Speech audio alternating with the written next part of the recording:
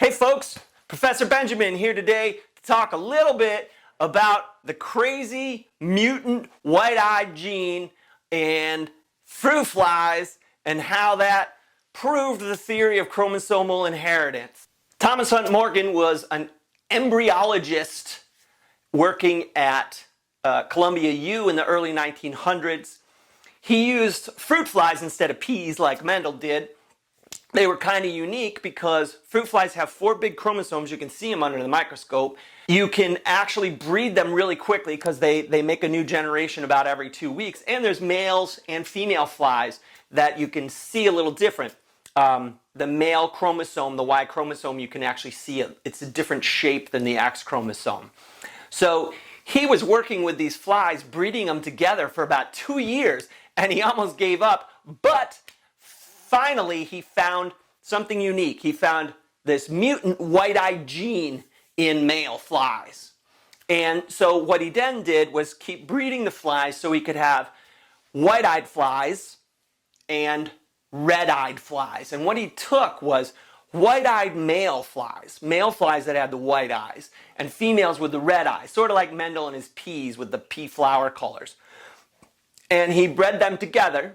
So the parent generation, again, white-eyed males, red-eyed females, bred them together, got the F1 generation. They were all red-eyed flies, meaning the red-eyed gene, the wild-type gene that we call W+, must be the dominant gene. The recessive gene we call W, without a plus on it.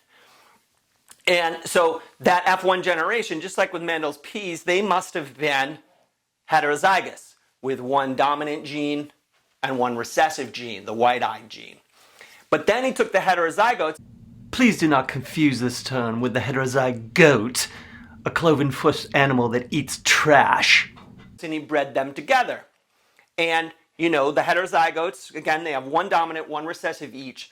So when you breed them together, you get the F2 generation. And remember, with Mendel's peas, the F2 generation showed a 3-to-1 ratio of the dominant gene to the recessive gene. And guess what? Thomas Hunt Morgan's flies showed a 3-to-1 ratio, just like you'd expect. But wait!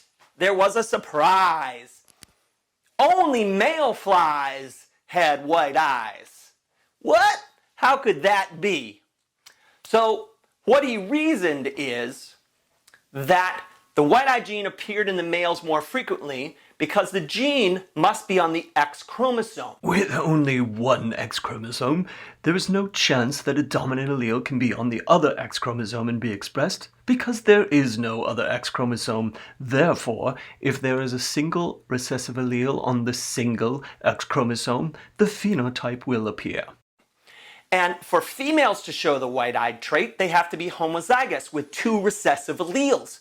But for the male to show the white-eyed trait, it would show it even if you had 1 recessive allele, because it only has 1 X chromosome. It's got 1 X and 1 Y chromosome. So the allele shows up in the males much more frequently because the males don't need to be homozygous to show the trait. They only have to have 1 recessive allele because they only have 1 X chromosome.